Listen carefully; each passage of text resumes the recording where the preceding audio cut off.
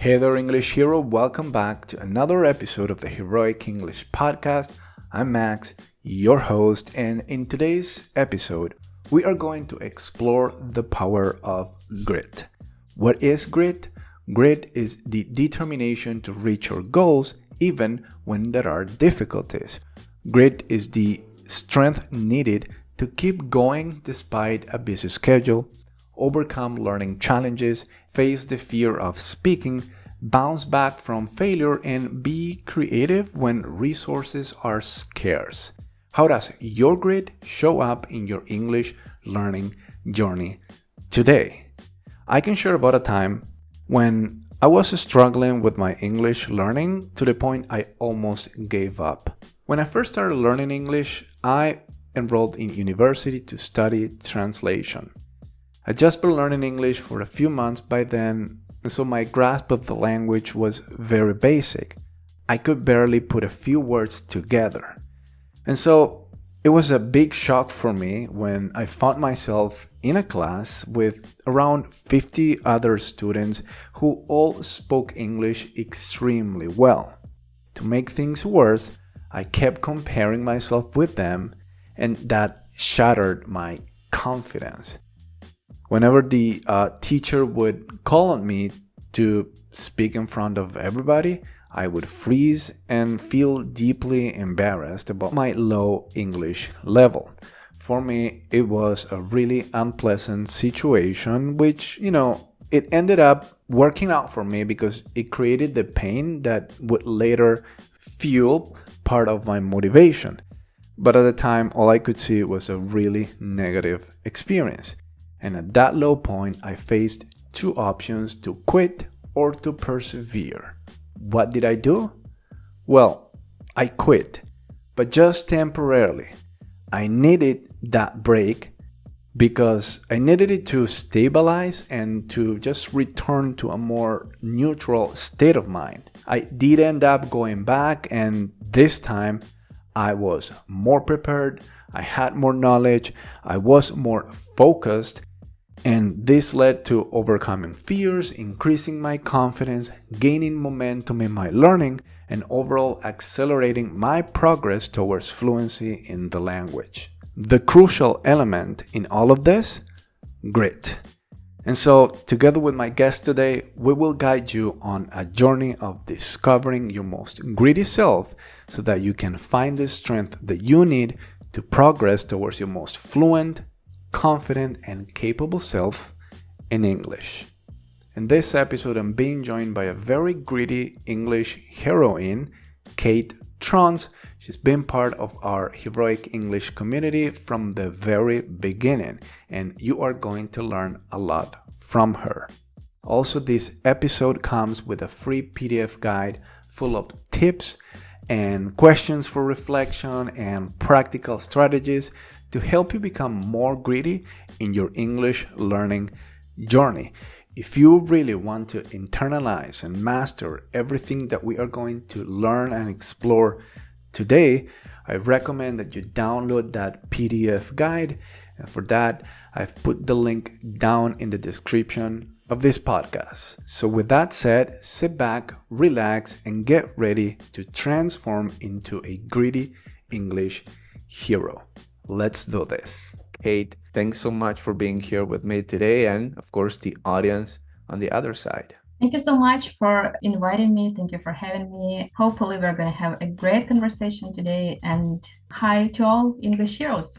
To everyone tuning in, Kate is an exceptional English learner and member of the Heroic English community. Kate, let me just describe you with 3 adjectives that I think, paint a picture of who you are as an English learner. You tell me if I'm right or not. I'm going to say 1, driven, disciplined, and gritty. Do you feel these words provide like an accurate description of yourself? Yes, absolutely.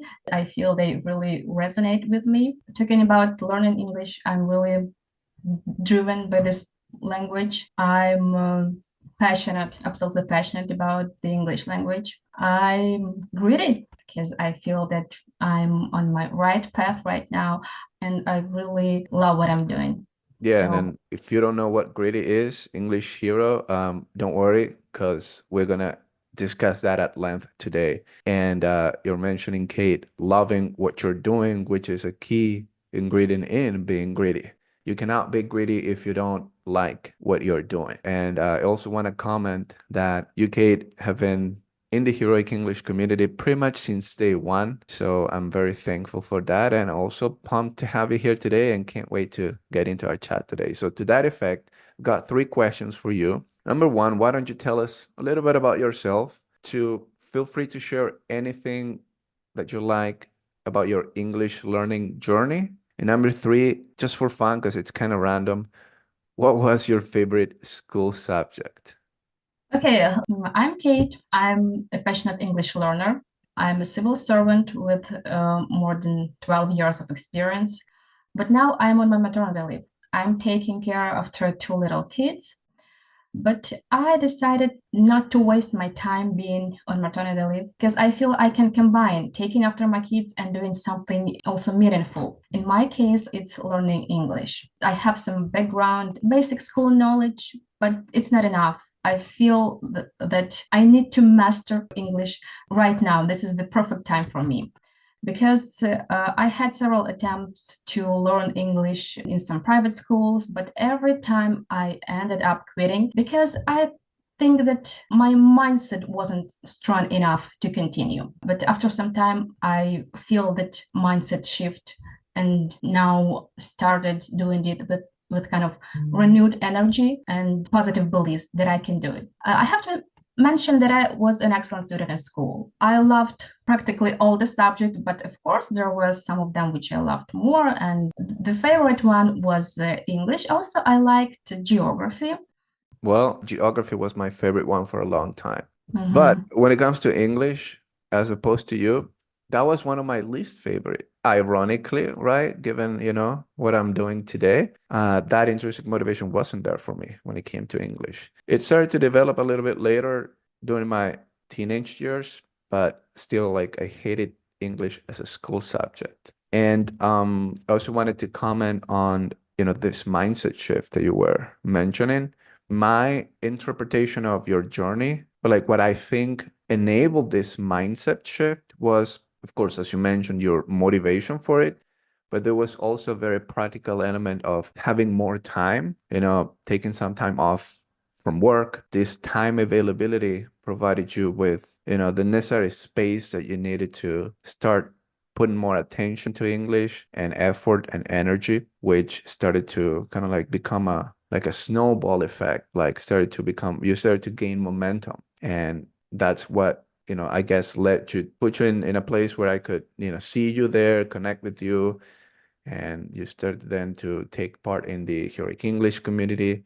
And from then it's all history. But I've noticed amazing work from you in Heroic English. And I also commented on this before to you. I've noticed a very tangible improvement in your English skills. Your speaking skills have developed quite a bit, and to the point where it's noticeable. It's one of those things that speaking skills, they improve at a rate that sometimes it's hard to notice it. But I've noticed that in you, and that goes to show that it's been really, really fast. That you've improved really rapidly. So kudos to you for that. Thanks a lot. I'm really pleased to hear that from you. Because, I found myself in a very right place. I'm talking about my environment. Because when I learned English earlier, I didn't have any idea about this method of learning when you are into a supportive environment, when you surrounded with like-minded people which encourage you, motivate you, which actually moved with you towards your mutual goals. And this is one of the tools which helped me to reach the level that I have now. And this supportive environment actually helped me to develop my speaking skills. Before starting my journey here in Heroic English community, I didn't have any speaking practice. I knew a lot, I understood a lot, but I couldn't speak. And it was my breakthrough here. Awesome. Yeah. And if you want to be greedier, find a greater culture and join it. That's what we're trying to do at Heroic English. And I'm glad that we cross paths. All right, awesome, Kate. So today we'll talk about grit. We'll explore what that means and how, when you develop it, when you develop grit, you're better prepared to persist, learn from errors, and practice consistently. So, Kate, why don't we continue setting the stage for our gritty conversation today? And I'll ask you the following question. Can you think of any examples from your own life or from someone else that you know who demonstrated remarkable resilience and passion in their pursuit of a goal? And we're going to come back to these two words, resilience and passion, because I've purposefully placed them in this question because they connect with this idea of being gritty. So, Kate, any examples that you could share of people being resilient and passionate? It's a great question. I could probably answer this question describing my story, but I could also share an interesting story of a friend of mine. He is my classmate. He's been always passionate about computers and all the things related to them. But back then, not everyone could afford it because we didn't have computers back then. But he was the first one who get a computer, and he was so resilient, persistent about this. He would spend all day long trying to figure out all these technical things. He mostly he did it on her own. He kind of mastered this computer thing at a basic level, and then he dug deeper and deeper, and he started to learn programming and networking. And being kids, we considered him a bit weird because he was kind of isolated in his virtual world, and he hardly ever hang out with us. He was fully immersed in his favorite activity. After a while, he entered the Polytechnical University, and it was really difficult for him, but he did it. Later on, I had some conversation with him, and he used to tell me that it was really tough. It was difficult for him, but he never gave up. Now he is a successful owner of IT company in the capital city of my country, and he made it. He was able to become a successful person only because of his faith. He was so hardworking, resilient, and gritty. And this is how people become successful in any field, no matter what they do. That's a great story, and I could totally notice the resilient aspect of it, and which is pretty clear when you want something and you want to like advance in a certain field, and for that you need certain resources, certain things. And if you don't have the resources or money to get it, it's gonna take a lot of hard work and sacrifice to be able to, save money and buy a computer. But if you are greedy, you are gonna find a way to do that. And yeah, that's a tale of how someone was able to do it and succeed and continue advancing in their life. Awesome. All right. Love hearing about that. Thank you so much for sharing, Kate. And moving on. So we've already set the stage for what we're gonna get deep into today, which is the whole idea of grit and how that is important for ourselves and relevant when it comes to learning English or really just going through life. So let's explore the world of highly accomplished individuals and uncover how their exceptional qualities can be attributed to one fundamental virtue, that is grit. Kate, I'm gonna read a passage of a book that's very popular in the self-development world. And the book is actually titled Grit, and it's written by Angela Duckworth. I'm gonna read that. Why were the highly accomplished so determined in their pursuits? Most of them never expected to achieve their ambitious goals. In their own eyes, they were never good enough. They were the opposite of complacent. And yet, in a very real sense, they were satisfied with being unsatisfied. Each was chasing something of unparalleled interest and importance. And it was the chase as much as the capture that was gratifying. Even if some of the things they had to do were boring or frustrating or even painful, they wouldn't dream of giving up. Their passion was enduring. No matter the domain, the highly successful had a kind of ferocious determination that played out in two ways. First, These exemplars were unusually resilient and hardworking. Second, they knew in a very, very deep way what it was they wanted. They not only had determination, they had direction. It was this combination of passion and perseverance that made high achievers special. In a word, they had grit. That's Angela Duckworth in the book Grit. What is grit? Well, in essence, it's the combination of intense passion plus intense perseverance towards a long-term goal that matters to you. There are a couple of vocabulary items there that I like to just clarify for the English hero out there. The first word is complacement. Complacement or being complacent, which means satisfied or content with one's current situation or achievements, often without any desire for further improvement or progress. Like a worker at work, right? He became complacent after getting a promotion. He did not work hard anymore. He thought that he had made it and he started to be complacent. He didn't have the same desire to work hard, to work for something, to trying to build something at work. In this case, a promotion. He stopped working hard and he became complacent. So it's not a great quality most of the times to be complacent. And how would you say, Kate, that you're not complacent when it comes to developing your English fluency? What are the things that define you as the opposite of complacent in this case, which would be determined, focused, driven? You know, talking about English, I think it could be reading in my case. I used to underestimate the great power of reading, but Mm-hmm. now I kind of took another look at reading. It's an input and it should be present in our learning Mm-hmm. process. It's very important for sure. Actually, a lot of times, part of being greedy is being, I'm not saying that that's your case when it comes to reading, but it just came to my mind that a greedy person is willing to do the boring things in order to advance because, developing something or chasing something sometimes includes doing things that are a bit boring. But when you I are connected with that higher purpose of wanting to get that, you are going to do those boring things as well, no matter what.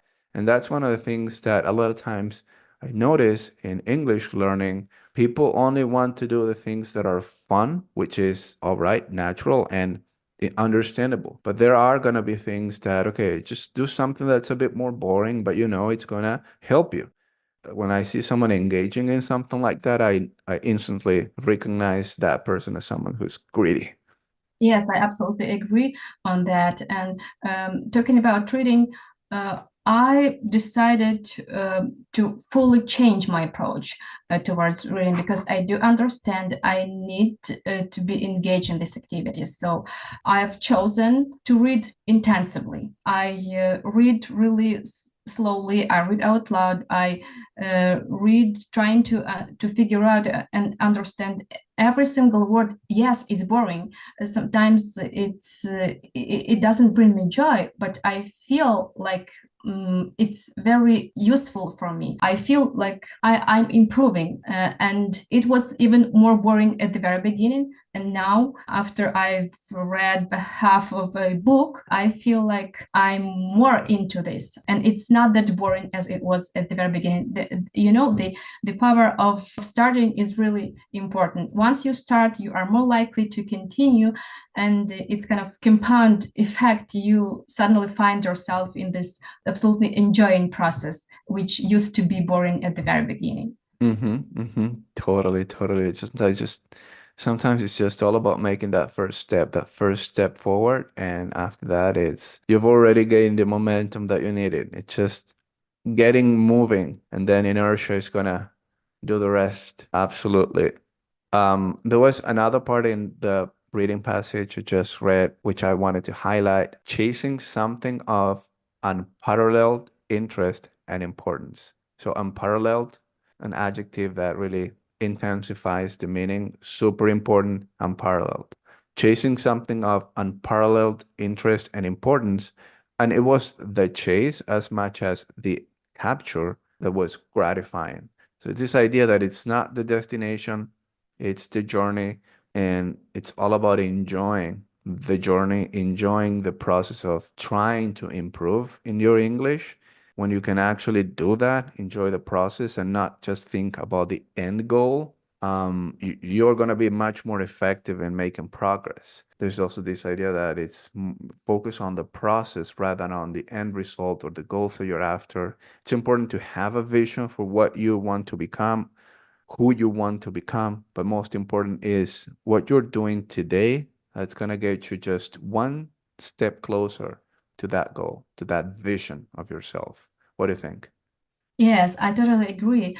And relating this question to English learning journey, to my English learning journey, I do understand that it's not the point to ask yourself every single day when actually I become fluent. The main point here that you have this vision in your mind that you want to become fluent, you do everything you need for this, but it's not the point to be focused on this ultimate goal all the time. Just focus on the things that you are doing for this, what you can do today to become fluent.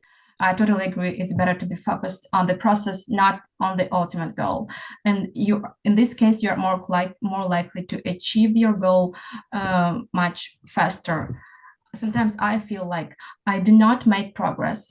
I feel that I'm on that level when we call it the intermediate plateau, but it's impossible if I do things every day and I'm not progressing. It's impossible, right? The the success is inevitable at the end of the day.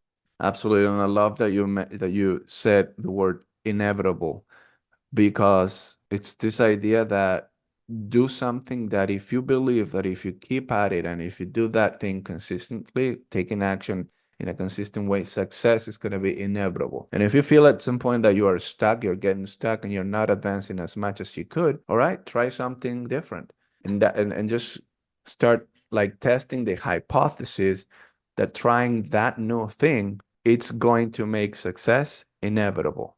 And also, I wanted to relate this back to what I'm doing right now, which is building this amazing heroic English community. And of course, I would like to impact a million English learners around the world. And that's what my vision is for heroic English and for this podcast. Right now, it's only a minimal fraction of 1 million people, but I'm not slowing down in any way because I'm still far off. We are still far off from that million learners. No, because we are actually enjoying the day to day. And that is the point. It's the chase as much as the capture that's gratifying, right? I'm having fun and I'm enjoying every moment of the process of building heroic English and, connecting with you and other English heroes and making videos and creating lessons and writing stuff and posting stuff on social media. So yeah, that's the point. Enjoying the present. Future and success will come, but it's more about the present. Yes, absolutely agree with you on that. And this is the quality of greedy people who accept that their goal is not a sprint, it's marathon. Mm-hmm. Yeah. So, Kate, let's shift gears a little bit and we're going to talk about talent, effort, skill, and achievement now. I'm curious, Kate, do you have a talent? Oh, it's an interesting question. And I do remember I actually shared this talent with all the English heroes when I was talking about it was kind of another heroic English challenge, and we were discussing this. I do have this talent, but it's a little bit a kind of useless talent.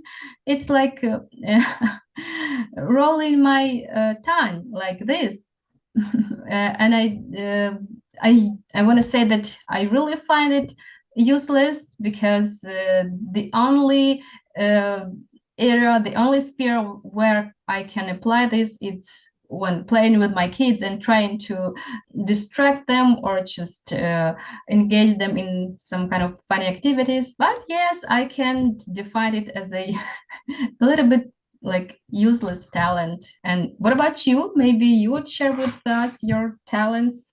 Yeah, so I mean, it's useless until you can actually, play with your kids and say, okay, look at what I can do. Can you do that? So in that moment, it becomes useful because you are just having fun with your kids. And it's funny because my kid, he's 4 years old. He was actually doing that same thing with his tongue. It's interesting. So one of my talents, I think, well, I don't know, like I think I have more than one, but I can't really think of any other than the fact that I'm really good at remembering faces. And I've always been able to, like in movies, for example, when watching movies, to recognize an actor, even if it's an relatively unknown actor and playing a secondary role within the movie or TV show, I can always recognize that person and really make the connection with, okay, I also saw him in this other movie, even if he played like an insignificant role in that other movie. And I've been able to really spot like actors, that, their role in that movie or TV show was a role that they needed to dress up really differently or like have a mustache or like a different look, but I was still able to spot the person and say, oh, I remember that guy from, he was in Breaking Bad. Oh, and he was also in Friends. And there's this gap of like 15 years between Mm. Friends and Breaking Bad, and I was able to spot a character, again, really minimal role, unimportant role within the shows, but I was able to say, oh, that's the old guy who was playing this old guy in Friends, Mr. Heckles, I think. And oh, he was a drug dealer in Breaking Bad. And wow, I recognized him, even though like 10 years passed and the guy aged significantly, but I was still able to recognize him. So Mm. that's I'm actually kind of proud of that talent that Yeah, I have for that. it's interesting. Interesting. Yeah, yeah, It shows that you have a great memory. yeah. Do you consider yourself particularly talented at learning English? Oh, well, answering this question, I need to start with what actually I think about being talented and my attitude towards this. I have to admit that I used to believe that talent it's something that we are born with. I completely changed my mind about being talented because, as I told you, I used to believe that I was absolutely untalented in drawing. But if you want something, if you truly believe you can do it, you can activate your talent. And it was something that happened to me. So now, talking about being talented at learning languages, particularly at learning English, I do believe I'm talented because now I know that I can create my talent with my own hands. And this is something what depends on me. And now when it comes to learning English, I do believe I can master it as well. So I can say that I'm talented and I know how to nurture your talent, how to um, make it work for you by putting in efforts, time, and energy, and over time you'll see how your talent works. Yep, yep, yep. And I do believe you are talented for sure. And this is the thing, like if you want to accomplish anything that is valuable in your life, you need to be greedy. And a key aspect of being greedy is putting the E word, and the E word stands for effort because it's so fundamental. And it's talent is one thing, effort is a different thing. Of course, talent helps, but effort is what compounds that talent. Is what takes talent and multiplies by a factor of a lot, like a big number. Effort is, in my opinion, effort is energy plus attention. So, Kate, I'm gonna read a passage here again from the book Grit, an excellent book that can teach us a lot about how to be greedy. And by the way, I recommend that as a reading material if you're into reading as well. So there are two simple equations that explain how you get from talent to achievement. That's a cool concept, right? Talent is unrealized achievement. Unless you actually tap into that talent, it's just gonna always be talent. but you're not going to be a highly successful person unless you do something more with that talent. So there are two equations that explain how you get from talent to achievement. Talent multiplied by effort equals skill. Now you take that skill and you multiply it by effort and you get achievement. So effort counts twice. Talent multiplied by effort equals skill. Skill multiplied by, again, effort equals achievement. Angela explains that talent is how quickly your skills improve when you invest effort. Achievement is what happens when you take your acquired skills and use them. Of course, your opportunities, for example, having a great teacher, matter tremendously too, and maybe more than anything about the individual. My theory doesn't address the outside forces, nor does it include luck, another important component. It's about the psychology of achievement, but because psychology isn't all that matters, this is incomplete. But still, I think it's useful. That's what she says. What this theory says is that when you consider individuals in identical circumstances, what each achieves depends on just two things: talent and effort. Talent, how fast we can improve a skill, absolutely matters, but effort factors into the calculations twice, not once. Effort builds skill. At the very same time, effort makes skill productive. So again, talent plus effort. Remember, effort is counted twice. And this is exciting because we have control over how much effort we put in. So to recap the equation, talent times effort equals skills. Skill times effort equals achievement. And I want to ask you, Kate, how do you put energy and attention behind your learning? How are you using your energy and attention for learning English or for improving your English speaking skills?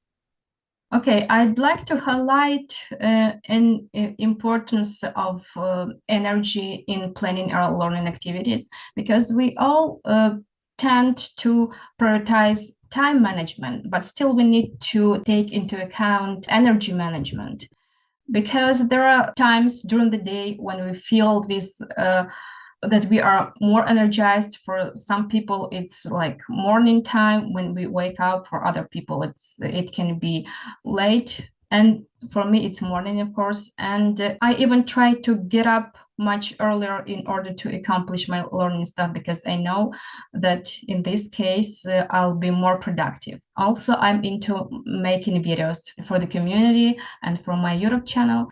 Excellent. And yeah, I've seen firsthand how you are actually, putting this energy into some activities that you do for developing your skills. And that is one of them is the videos on our community. So every week we have a challenge and we have to discuss a certain point and upload a video with our point of views and sharing our thoughts on something in particular. One of the Heroic English challenges a few months ago was, are you talented? Like, what is a particular useless talent that you have? And I mentioned, remembering faces myself, but great efforts, great attitude for learning, Kate, and great stuff in general. I will also want to mention something that I'm trying to get better at, master, continue learning, and that is conducting these interviews. Kate, this is actually just the second time that I record a podcast with an interviewee. It was you here, and last week or a couple of weeks ago it was Victoria, and I'm in the process of learning how to do this. I know I'm at a basic level, and I still need to get to that at least intermediate level of being an interviewer, or like being navigating the conversation in a way that it's in a good format for a podcast. So, shifting between topics and, replying and reacting to your comments and things like that. So I'm in the process of learning how to do that. And it's something that I'm putting energy and a lot of attention. I'm being focused about this. I'm being serious and I'm committed. And I'm also making sacrifices, like what you said earlier, waking up an hour earlier. That's a sacrifice that you are willing to make in order for a higher purpose. In this case, improving your English. In my case, increasing the impact of this podcast and Heroic English in general. Today I woke up an hour earlier so that I could prepare better for this conversation. So I just wanted to start to close things up here with a quote that's related to what we just discussed here about effort and talent and skill and achievement. Without effort, your talent is nothing more than just your unmet potential or your unrealized potential. Without effort, your skill is nothing more than what you could have done but didn't. With effort, talent becomes skill, and at the very same time, effort makes skill productive, which that becomes, of course, achievement. And I'm about to actually share another quote, but beware because it's really impactful. And this is probably in my top three, maybe just at the top of the most impactful quotes that I've ever come across. It's by an anonymous source, so we don't have anyone behind this quote that we can name, any famous person from the past. And the quote is, someone once told me the definition of hell. The last day you have on earth, the person you became will meet the person you could have become. That is really impactful in my opinion because it takes you forward to the last day you have in this world and you meet the person who is yourself, but let's say in a parallel universe where he or she actually realized his full potential.